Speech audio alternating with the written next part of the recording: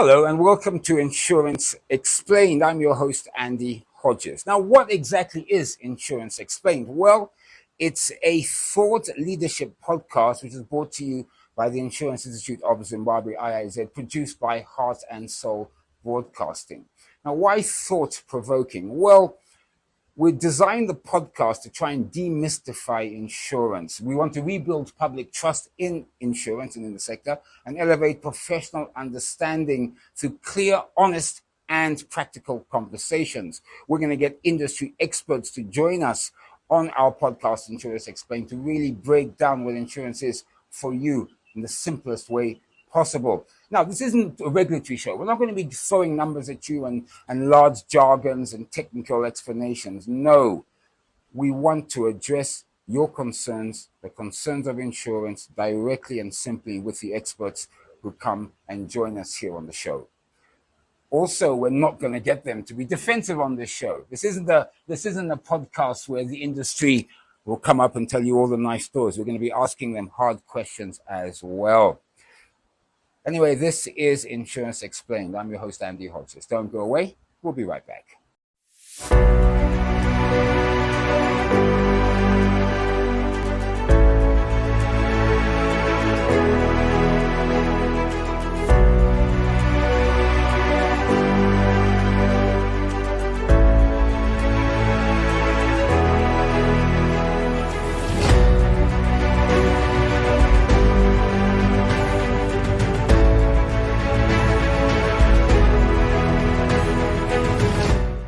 Welcome back. This is Insurance Explained. I'm your host, Andy Hodges. Now, my guest today is Douglas Horto. He's the Group Chief Executive Officer of First Mutual Holdings. Douglas, welcome.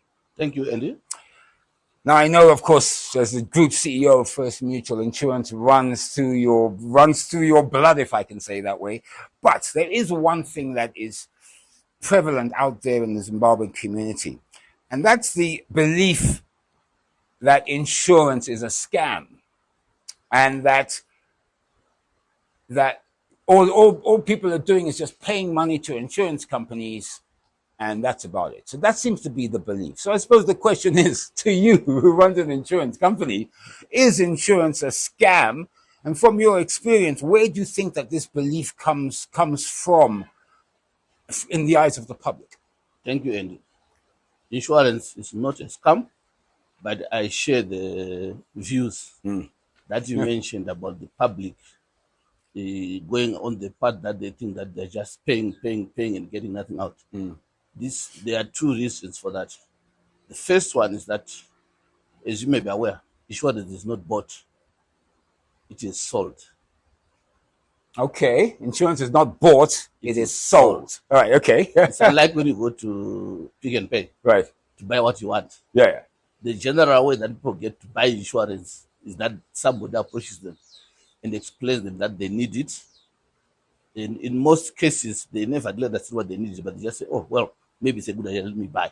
So most people actually don't even know that they need insurance. Yes, they don't get to understand understand it. And I think that is where the industry must do more. To try and really, demystify, which is what we're doing. Establish what we call the insurable interest of a person, and the need for that insurable interest to be covered.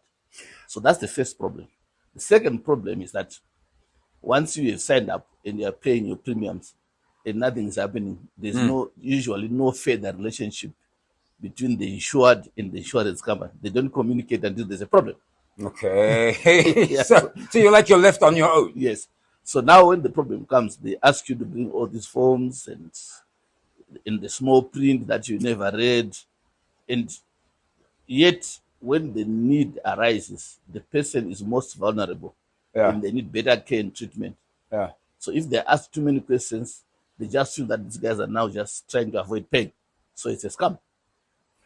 So, I mean, that's fascinating. Okay, that seems to imply, one, is there a lack of insurance salespeople, explaining the contracts properly to their clients? I mean, because you talk about small print, because I know none of us, they always say, if you want an African not to know something, give him a book, because we don't read. So, I mean, what is the issue there then? So there are two things.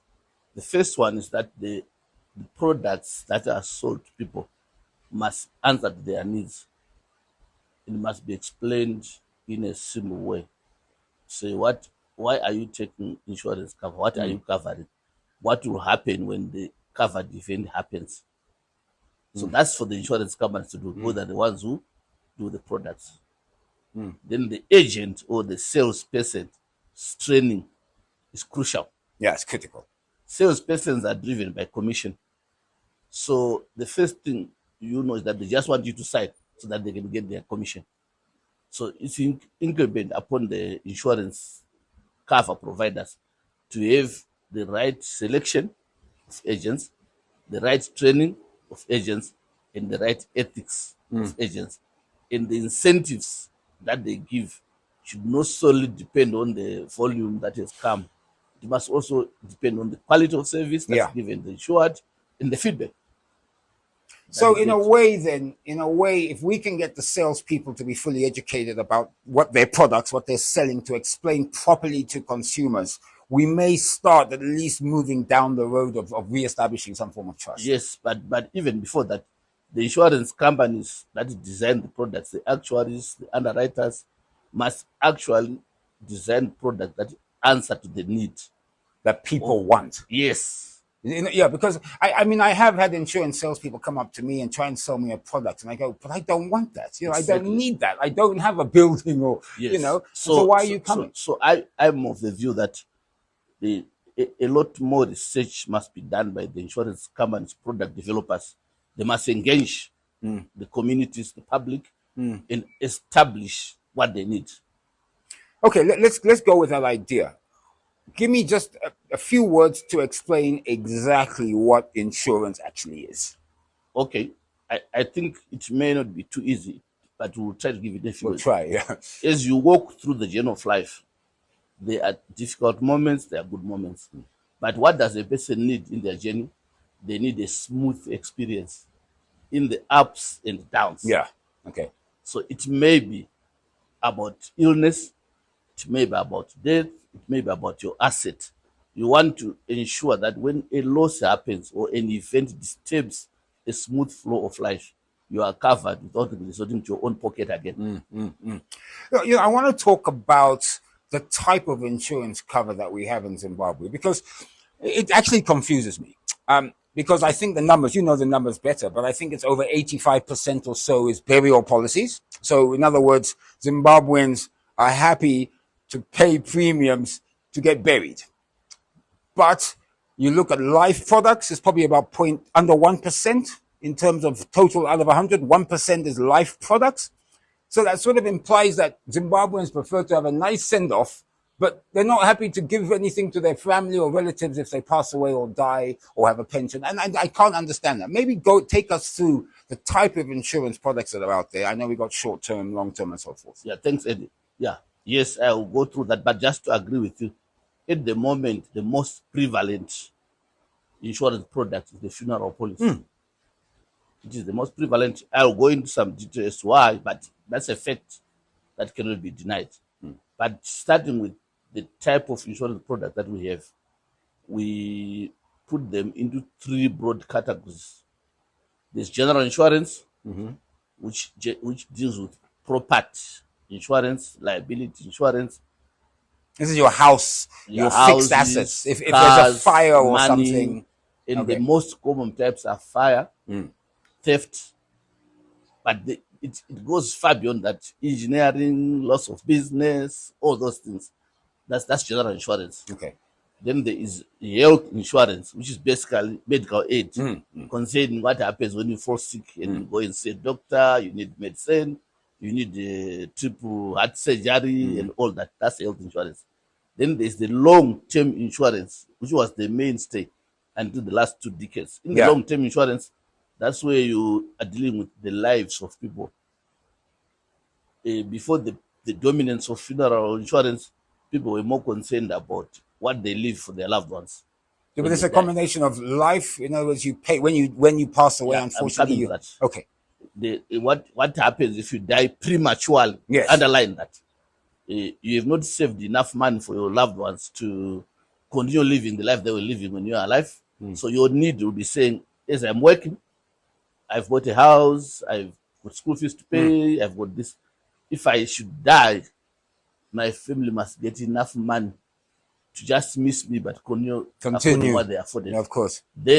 People were buying whole life policies, endowment assurances, and all that. Yes, I mean, I personally had many of them. And those policies had a long-term nature, 30 years, 25 years, 15 years. That was the mainstay of the life. Then there was the fact that you may live to retirement, but when you retire and you're no longer working, you and your spouse need income. The children are presumably grown up, so you don't want to provide for the grown-up children. They must mind their own business. Unless they keep staying at home, but yeah. Today it's not quite the case though. But in a normal setup. Yeah. So there you now need your retirement income. Yeah. That's where in came the saving. Now it's not a risk business. It's now a saving. You're setting aside money through your insurance policy, they're investing for you, it's a retirement annuity. When you get to 65, which was traditionally the age of retirement, you get 1/3 of the sum accumulated as a lump sum. Either you pay off your house or you go on a boat ride, Go on a holiday somewhere to enjoy yourself because you've been working so hard. In the balance, you remain an annuity. Then the funeral, which is the third one, was always a rider on these policies. It was there.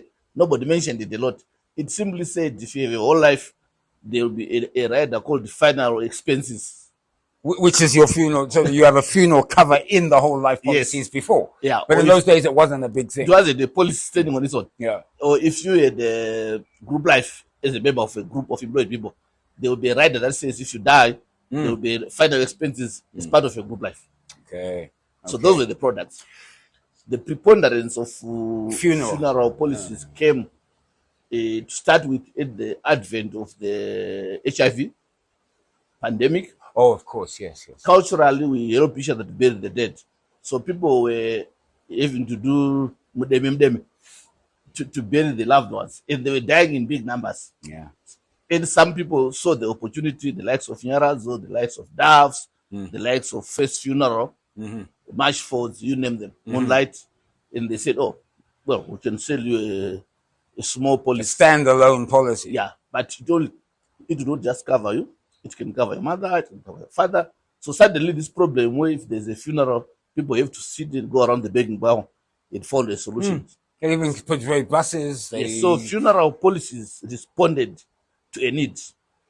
That's exactly. In fact, the industry moved to what the market wanted. Yes, that was needed, and it became a culture. So today, whenever there's a death, it's very unusual, even in the remotest part of Zimbabwe, to find no funeral policy.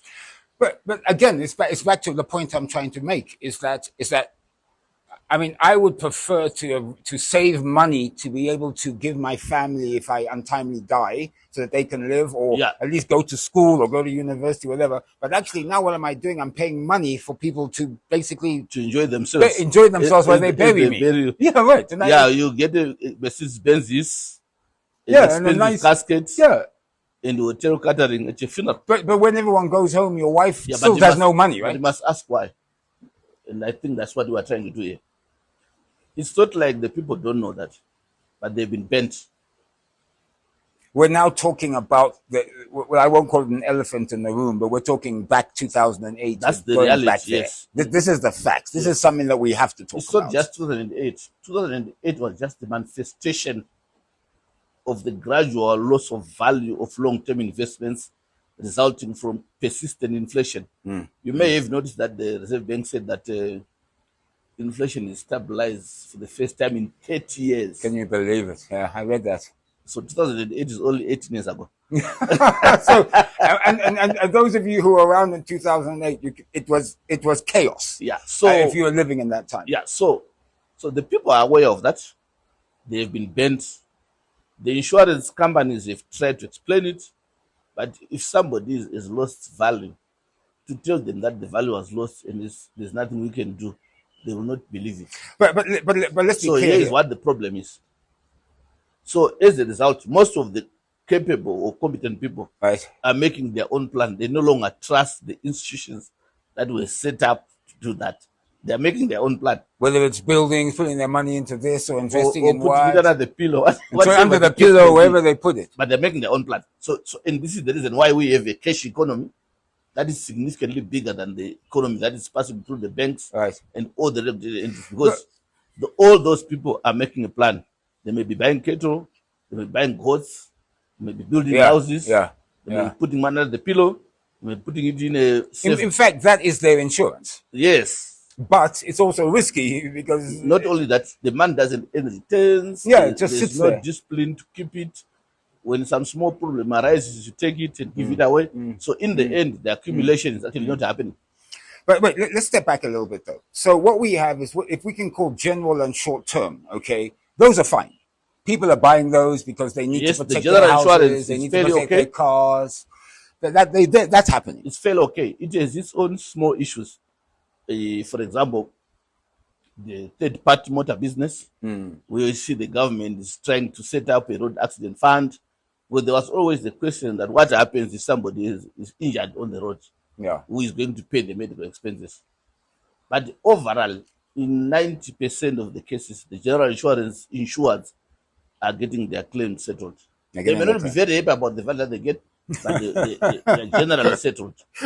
Do you always think that whoever gets paid out of insurance, no one is ever happy? Yes. To pay out. In the same token, the funeral insurers as well are also generally happy. In fact, the insurance people, the funeral policy people, generally satisfied because of our culture. Most people are covered by more than one company. That's why the insurance is regulated to step in. Because what would happen is if you have two funeral policies, because you have the children or somebody else insured you, and both of them want to have a bus and a his and you can't be buried twice. You can't be buried twice, shape. Although some of us may like that. So someone has to bury you and someone has to give you the cash. So the complaint was on the cash payment. Because now you've got two cash payments, technically. The cash was often much lower than the benefits of the actual burial. So the insurance regulator is fixed that and insisted on some minimum cash payments. So a major issue then in the long term. It's a long term. That's life insurance, pensions. That's where the issue comes. That's where because people got burnt in 2008. And so there's the lack of confidence or belief that their money will not be lost again. But I want to put this to you, Douglas. I mean, okay, the reasons why people got burnt were not because of the insurance policies. It was because of the economy, right? So in other words, the need for insurance never went away, even though they got burnt. But the fear of that burnt is what's stopping people buying insurance. But they're not thinking that insurance is actually something that you really need. The product didn't go away. The need for the product didn't go away. Yes, the need is still there, but the trust by the public of the state, don't go too far where the problem is. It's the trust of the government by the public. And it's the trust of will the economy be stable? Are we going to lose our money? Is the ZIG going to crash? The government. It's all trust.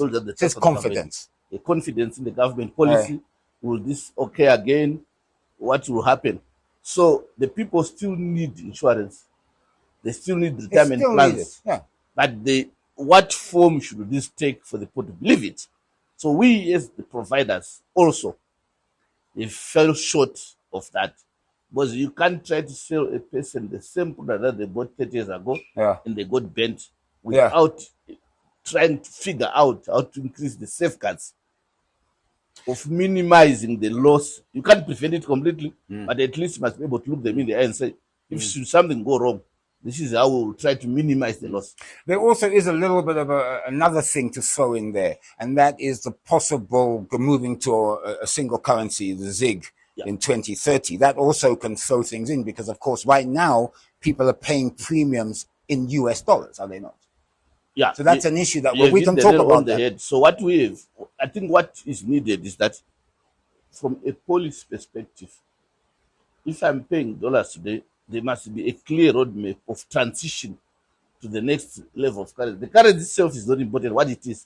What matters is that at the time of change, do I still have my value in my value.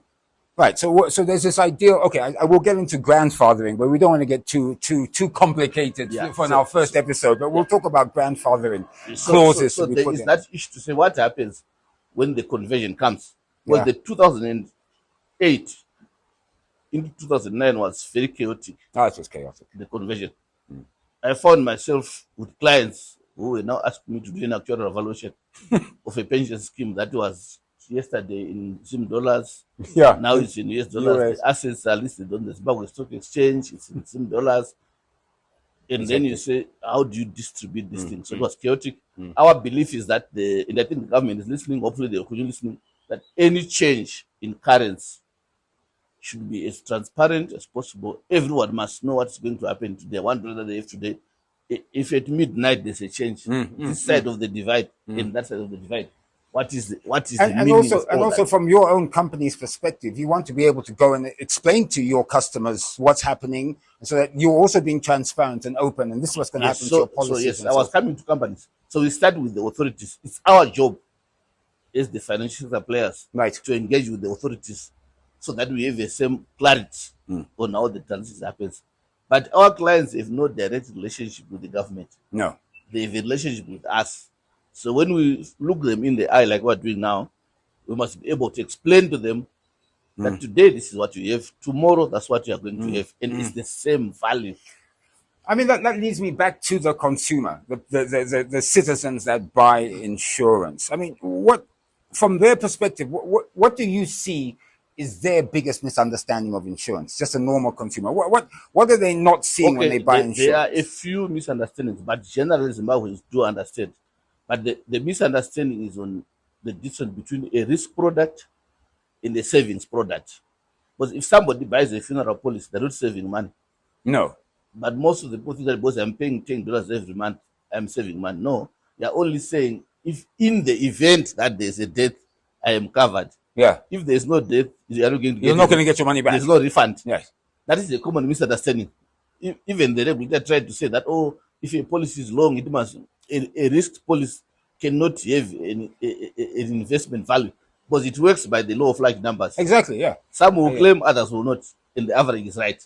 So that's the first misunderstanding. The second one, which I don't think is a misunderstanding, is the fear around investment policies. This fear is something that we have to And we attack must head on. must Head on, we have to address attack. that. And the fear emanates from that loss of value and the general lack of trust between the government and the citizenry. And then from our point of view as providers, we have also not wanted to own the process of explaining that fear away, or at least making everybody understand. Because we still say in most cases, it depends on what the government does. So if you say that to a person, You're passing the buck. if you say that to a person, Yeah. and they they're look trying at to you. deal with you, Yeah. they just say, "Oh no, this guy." I have no confidence in your organization. That is the problem. But okay, then we get to the part which I suppose a lot of clients complain about, the claims process. Yes. Because it's almost as if insurance salespeople are very happy for you to sign on the dotted line. But when you want your money or you want to claim, genuine claim, you're suddenly jumping over hoops. You got to bring this form, that form, meet them in various offices. That's a problem.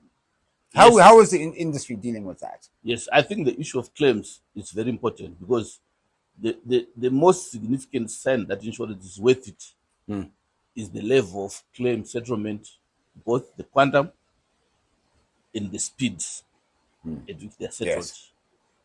If you are not paying the claims, then there's no insurance business. If you are paying claims a year later, there's no insurance business. So what we have often seen is that because we don't do much relationship with our clients when everything is normal, they lack the information required, and we don't often help them when they come now to say, So you're only seeing your client at the beginning when they sign or in times of trouble. Yeah, But in the between- middle, nothing. in between, there's less communication. So I think that there should be more. But you're pushing that in your own organization. Yes, you're very not. much You're so. pushing the We salespeople are to now. even, you will see that in a few days, or even said some of our clients in the health insurance who have balances in the cash account, their cash accounts, we've published a list for them to come and get their money. Yes, I'm going to look at that list. Maybe I'm on it. Yeah, You never know. so Okay, I think we can do more you can do more. Yeah? as insurance companies. That's the first part. The second part is that you need a client-friendly reception in the claims department. Yeah. Yeah. The claims department should not be made up of policemen who are trying to chase away people. Well, this is it. I mean, the impression is that insurance companies actually their first job is to deny claims. Yes, exactly. First, yes. Then so, after so that, we are talk. saying we want a system where we try as much as possible to make it easy for people to claim their money, and the claims department should have user-friendly setup.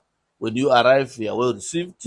Even if your documents are not enough, in these days, we annually we are now sending out to clients to update their records, to give us the latest information about themselves, Right. so that when they come to claim, it's easy for everybody. Easy for them. Yes. Well, so talk about this claims process. What actually happens? So let's say, for example, I've got a short-term product. My house burns down. So the first thing is a notification. Right.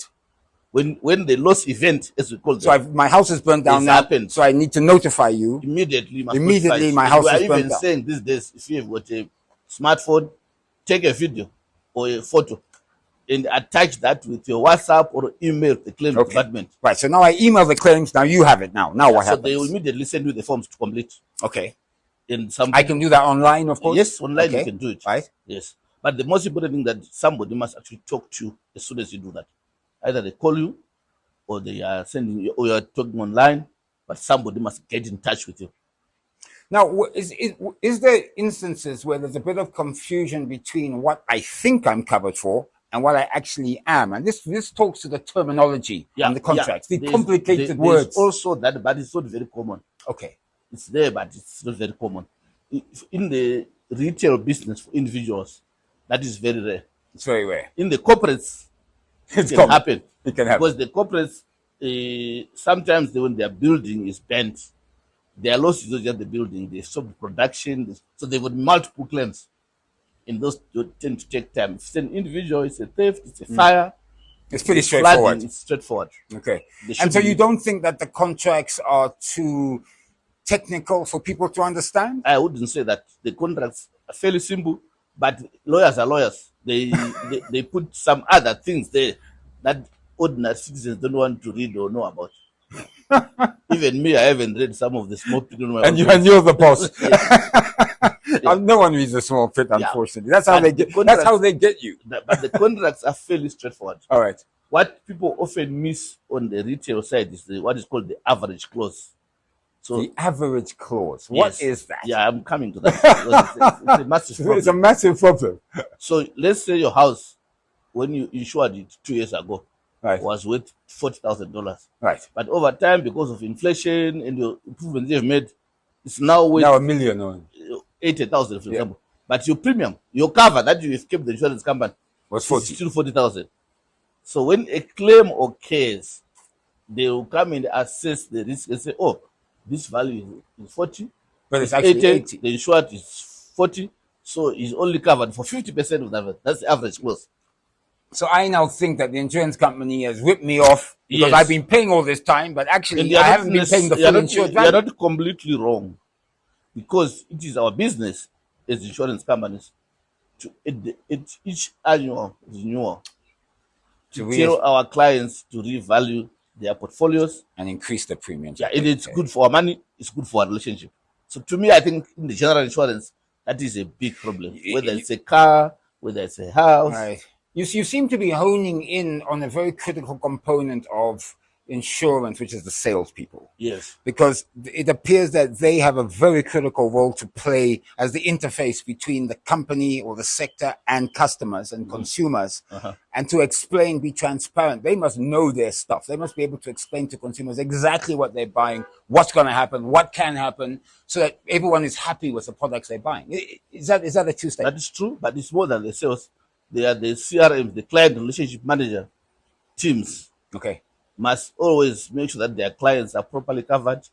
They are dealing with the issues of inflation, change in values, increase in wealth. Because if your wealth increases, your insurance ought to increase as Also well. increase as well. Yeah. Exactly. Equally, if Exactly. your things are going down, maybe you are right sizing your house, you are retiring, you can't continue to pay the big premium for a lower thing. Because when you make a claim, you'll be thinking that you are claiming on the big policy.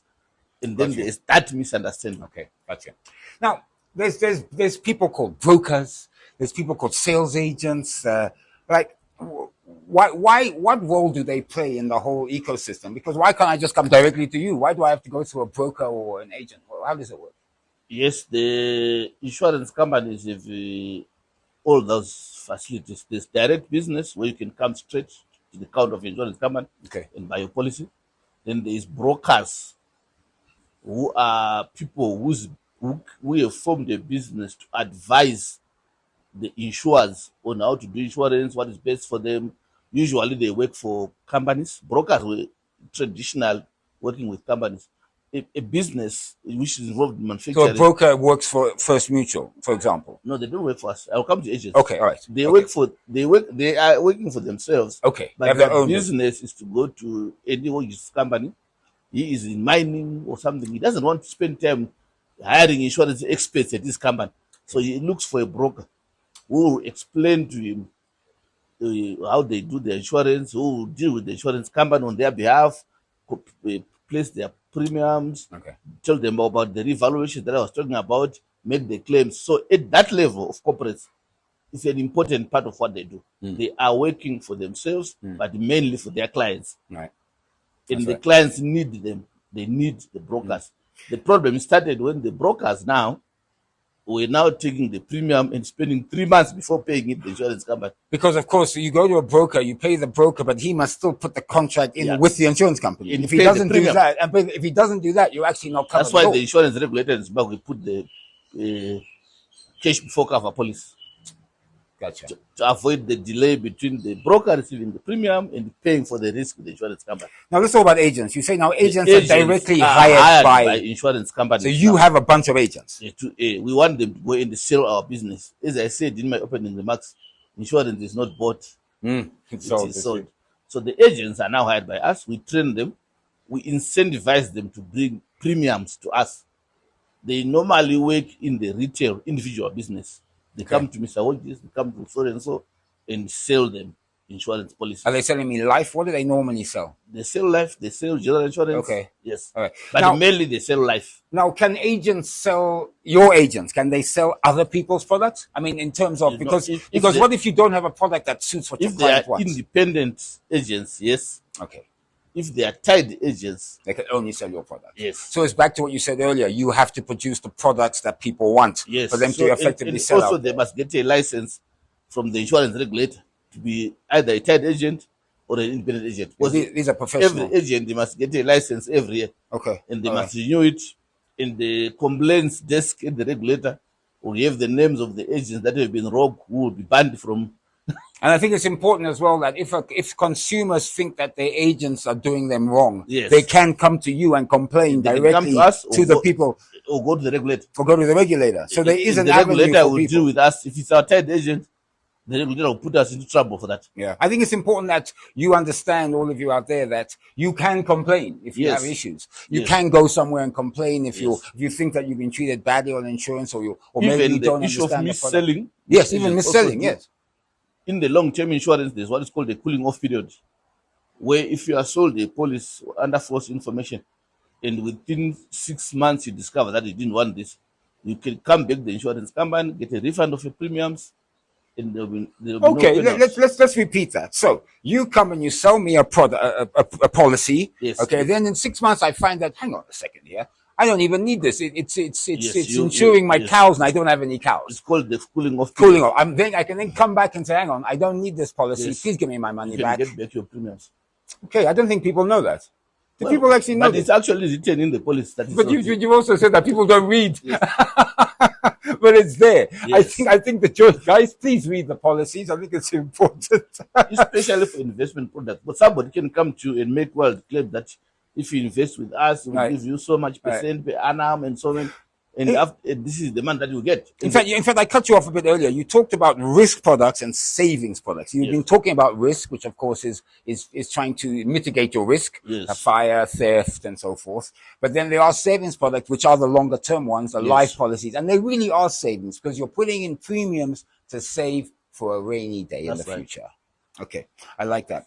Do you know what? I think you probably have a few stories, at least one story of how insurance has really changed someone's life. Can you think of anything? I mean, you've in your years of experience, you Yes, we do have both at individual, in corporate, in the general insurance. I have not given names, but there are companies where a fire has happened, and we've actually doled out $2-3 billion them to restore them to where they were.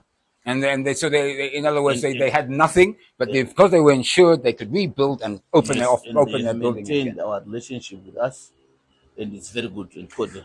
And there must be instances where people have life policies who have unfortunately passed away, but their families are still Yes, living okay. indeed. They're And sending their kids to yes, school yes. still. In fact, we do have those, even including some of our former employees, where they are covered by the group policy of the employees.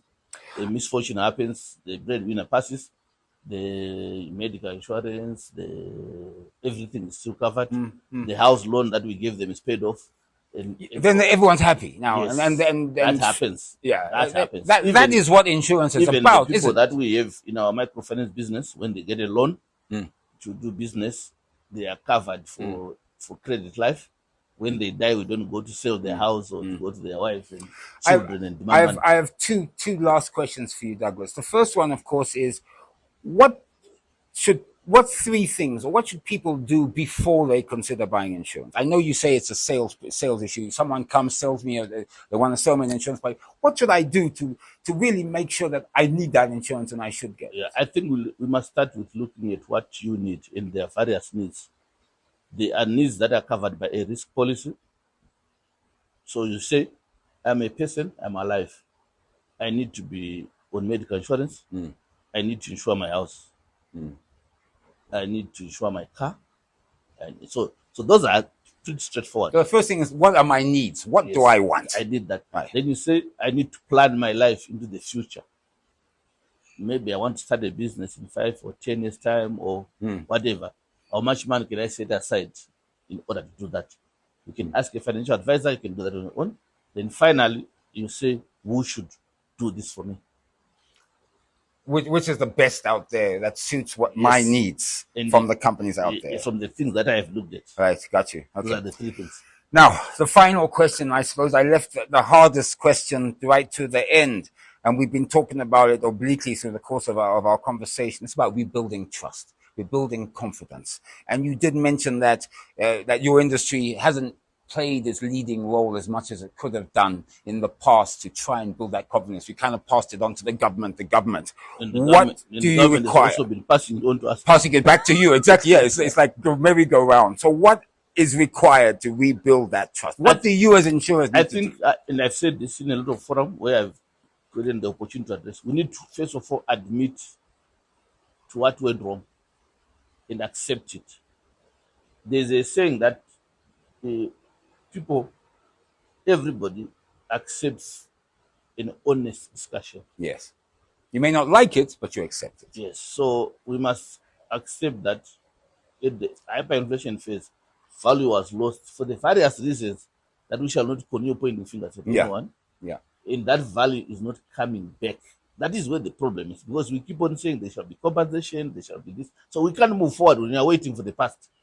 I once, in fact, I had this interesting conversation because if you were investing at that time, you lost your money. Yes, If you were borrowing, you were very happy. exactly. You were extremely I happy. said so. I remember So- buying a flat, and it was going to take me 20 years to pay, Yeah, but and I paid it in 1 month. Yes, in Zimbabwe is the only country where most of these houses that you see, the title deeds in the handbags of the wives or somewhere else. But anyway, to finish off, Douglas, we need to instill confidence. We need to continue communicating, talking to consumers. So once we have accepted that the past went wrong, the few fortunate people who were the borrowers benefited, the majority who were the investors lost, Lost. and they are not getting back their money. It's not coming back. Yes. Let's be clear. Then we know where we are starting from.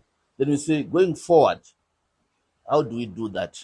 How do we restore confidence? We need products and services that continuously tell people where they are, and we need transitions to change of currency or change of notes, And we need to start managing that now, don't we? which preserve values. So in the product design, which is one of my main areas, we should be able to say, this is what you own today. If we change currency or if inflation comes, it remains yours in that form. Yeah. Yeah. So that messaging can only come after we bury the past and we start looking. And we still haven't buried the past. No, we haven't, because I think people will be compensated. I think we need a funeral policy for the past. Douglas Hoto, Group CEO, First Mutual Holdings. Thank you so much.